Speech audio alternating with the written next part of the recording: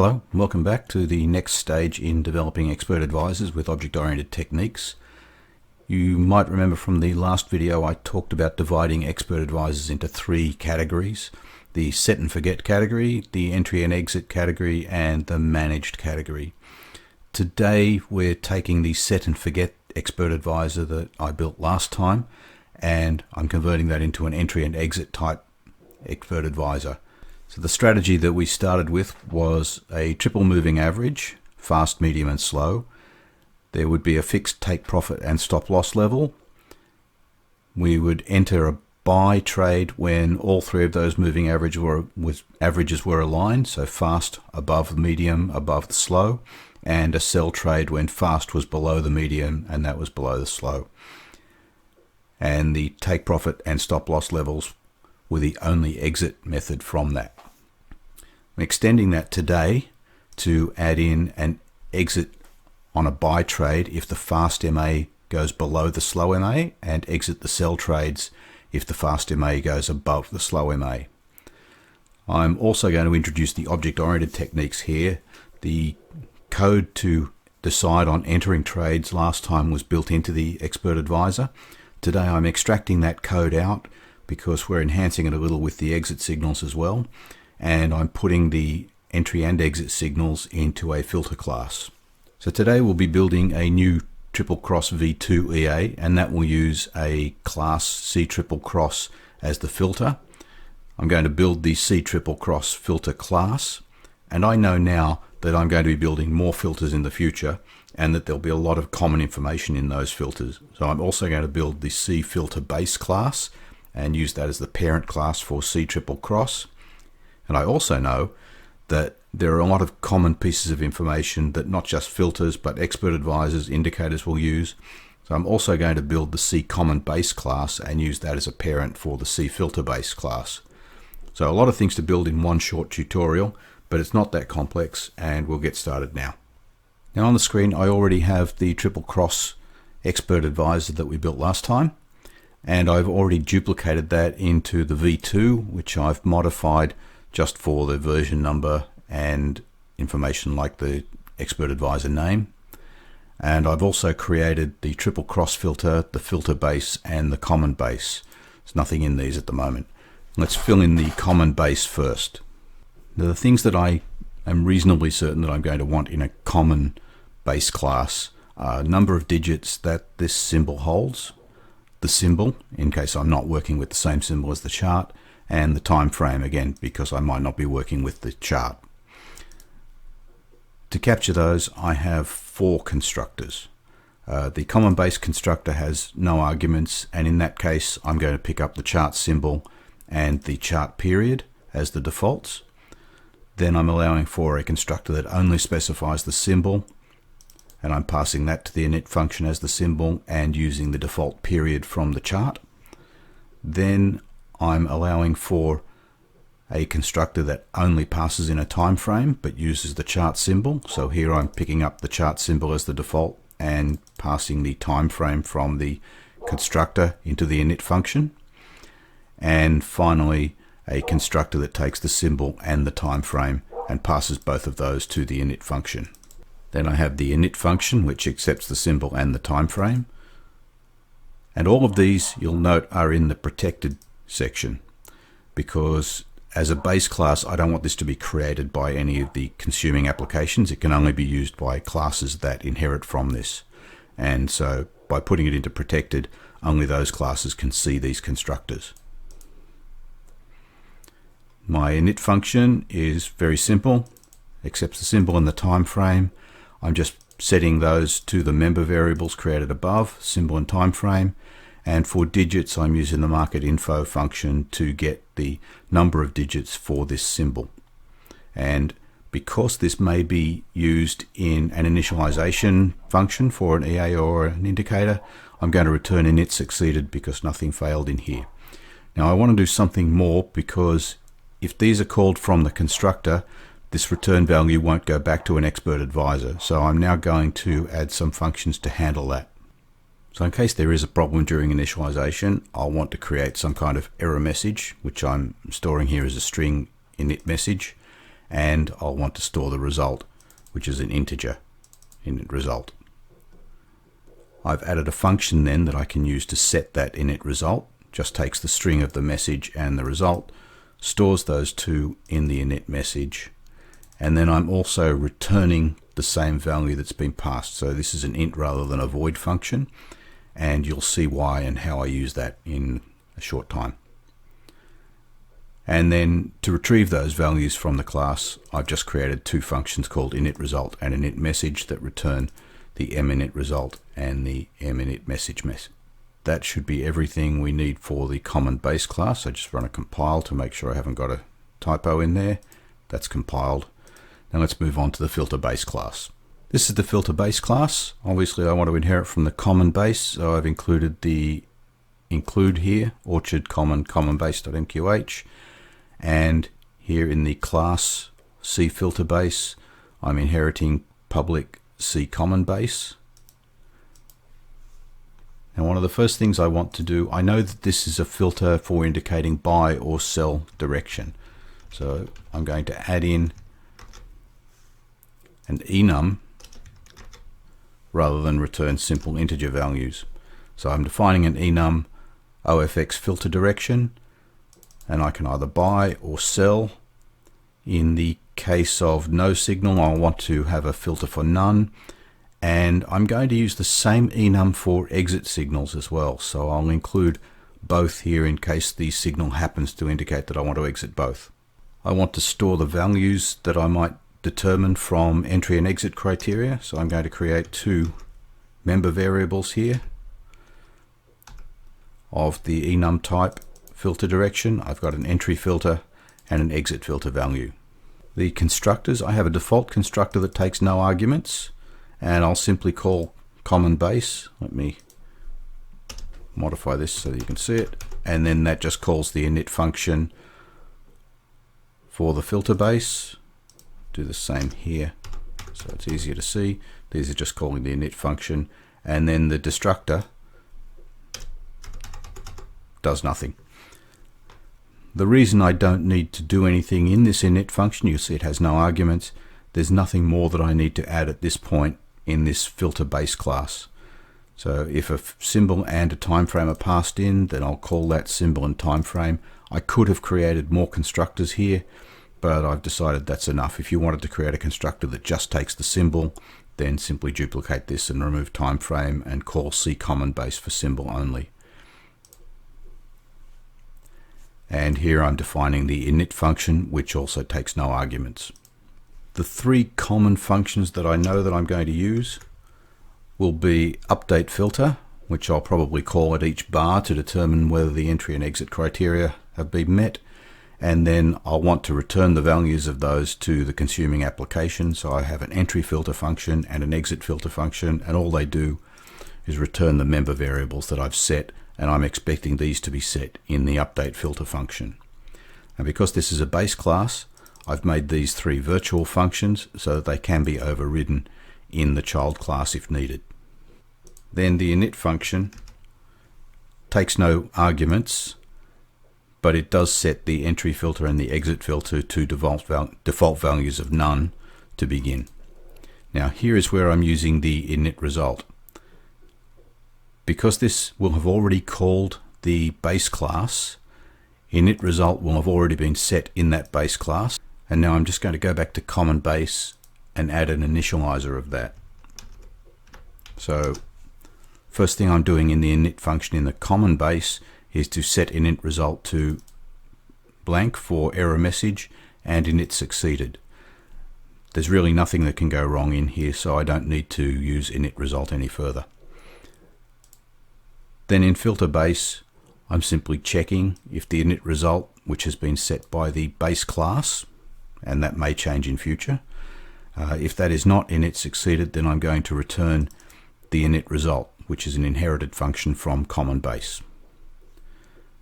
Then I'm performing these two functions, and again nothing can go wrong here, so there's no need to reset the init result, and I'm just going to return init succeeded from this function. And that should be everything we need for filter base. I'll just do a quick compile. That's compiled correctly. So now we can move on to the triple cross filter. And this is the triple cross filter class. I'm including the filter base, and you can see I've used just quotation marks here instead of the angle brackets. If we look across to the structure, the common base class is in a common folder, and I've created a separate folder for filters, and filter base and triple cross filter are in that folder. Because triple cross filter is in the same folder as folder base, I'm just using these quotation marks, which will work on a relative directory location. And then my class C triple cross filter is inheriting public from C filter base. I know that there are 3 variables that we captured for this particular EA. They were the fast MA period and the fast MA method, and the same for the medium and the slow. So I'm going to just create member variables for those 3. So mfast MA period, method, medium period, medium method, slow period, and slow method, using the enum MA method for these to make sure that they are only appropriate moving average types. And the constructor for this, I need to capture all of those values in the constructor. So the C triple cross filter constructor takes the fast moving average period and fast moving average method, medium and slow. I'm inheriting, so I'm making a call to C filter base, and then I'm calling the init function. Let me move that across a little. All this is really doing is passing all of those values in. So I'm passing in the fast MA periods, slow and medium into the init function. That constructor will use the default symbol and period from the chart. Just in case I want to use this filter for something else, I'm also going to add another constructor here which accepts the symbol and the time frame. And in this case, all I need to do is add those 2 values to the constructor. The rest is the same. But when I call the CFilter base parent class, I'm passing the symbol and time frame, and you'll see from here that will simply call this version of the CFilter base constructor. And then the init function here, let me bring that across, is the same as the init function call above. And then I just need a destructor.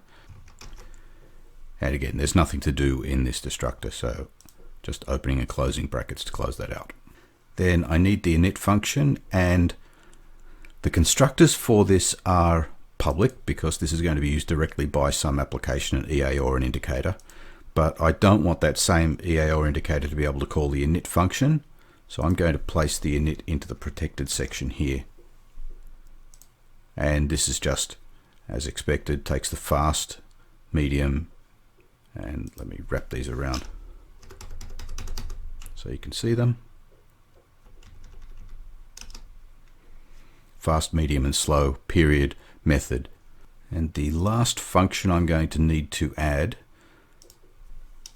is the update filter function. Remember that in the filter base I defined an update filter function that does nothing, because as the base I don't know what needs to happen. The triple cross filter knows how to update that, but I also don't need to create functions for entry filter and exit filter, because all these 2 are doing here in the base is returning the values of those 2 member variables, and I can simply reuse those functions. So there's no need to recreate them in the triple cross filter. So now the bodies of the functions that I need. So first the init function. This does run off screen. Let me bring that across. Just matching the function definition, fast, medium, and slow information. The same check that I had in the base class. So this will have called the base class constructor. If that constructor has set the init result to be anything other than init succeeded, then I will just return that result here and not waste any more time in the init function. But then, because this is a real class, I'm going to do some of my own checks. These are the same checks you'll remember we had from the triple cross EA last time. Let me scroll down to these. We put those into a validate inputs section, and I tested that the 3 moving averages made sense. So now that logic is moved in here, and same checks. If the fast MA period is greater than the medium MA period, or the medium is greater than the slow, then that's wrong.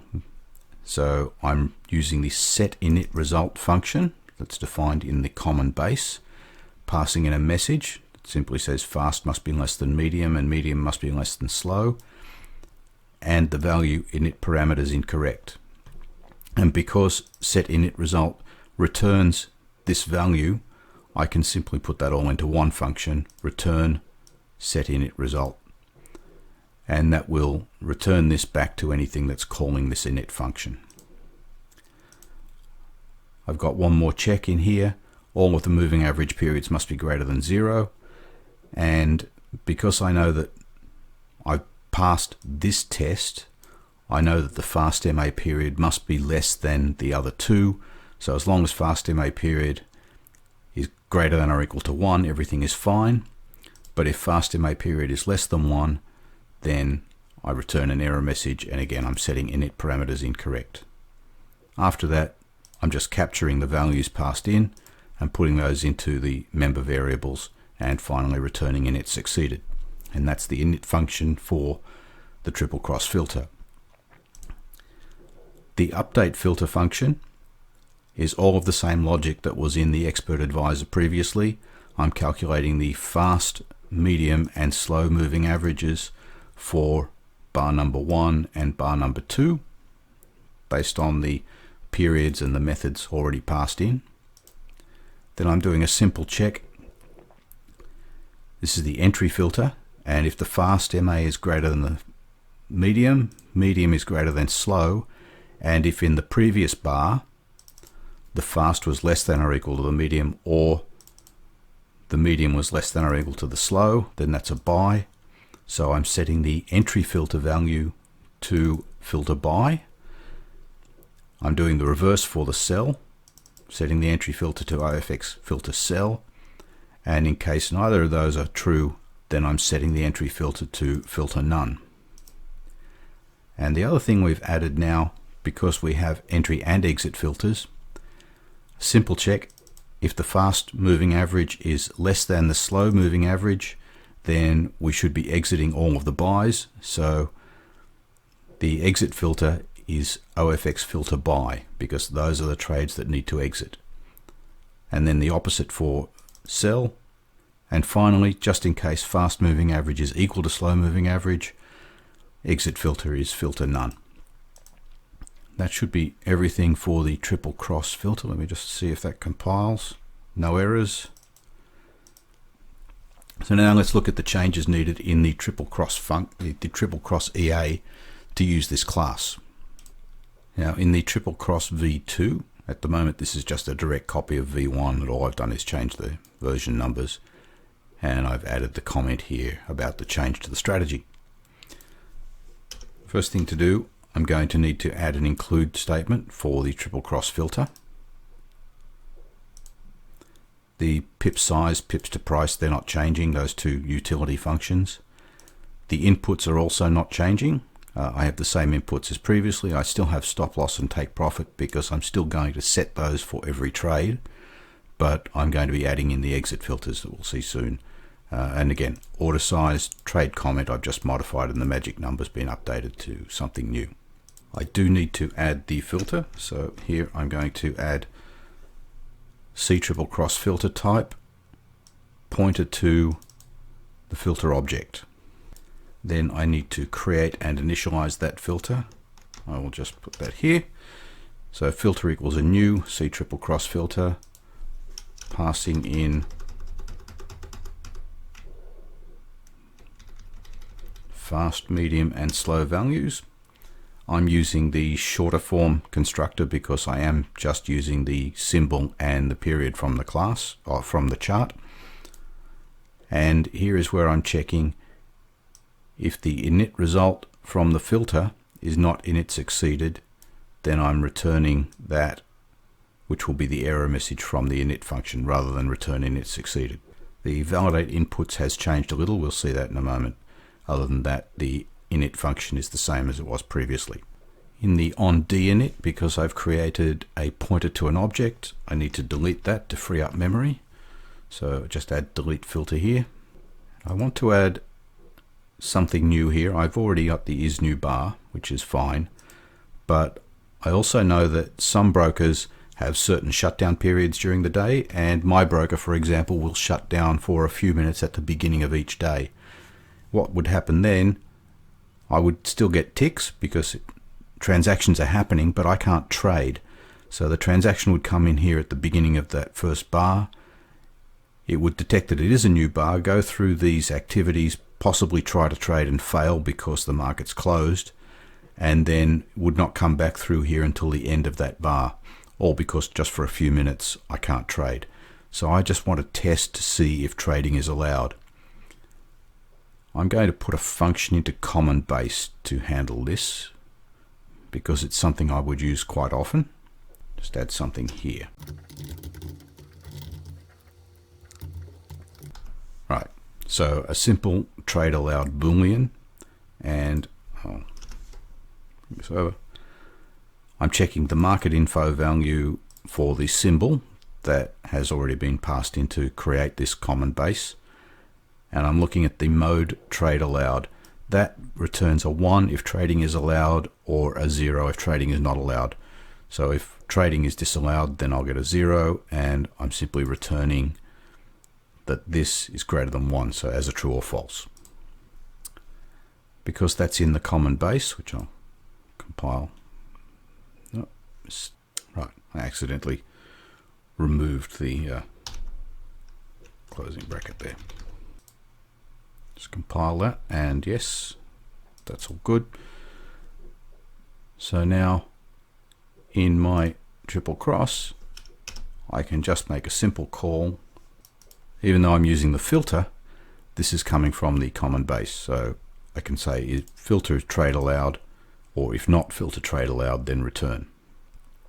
And that will simply cycle through until trading is allowed on this instrument, and then it will go and check the isNewBar function. The next thing I need to change in here, because I'm using a filter, I actually need to call the update filter function. So now my filter will have updated for the current bar. In this case, I want to close trades that need to be closed first. That's more important to me than opening new trades. So let's just test the values. I'm using a switch statement on the filter.exit filter. This is returning an enum, but enums are just integers, so I can use the switch on that. In the case of a buy, then I'm going to close all of the order type buys, and I have a close trade function that we'll get to in a moment. And in case of a sell, then I'm going to close all of the sell trades that I have open. And the next change is to replace this, because I no longer will have this trade filter function. I'm going to replace that with the use of the class. I'll just leave both for a moment. So it's the same switch statement, but I'm now using filter.entryFilter. And again, I'm still calling open trade for type buy or open trade for type sell, depending if the filter is a buy or a sell. Let me just remove the old switch statement. And those are all the changes in the onTick section. Now down to the validate inputs. All of these checks on the moving average values have been done in the class. I'm just going to delete those.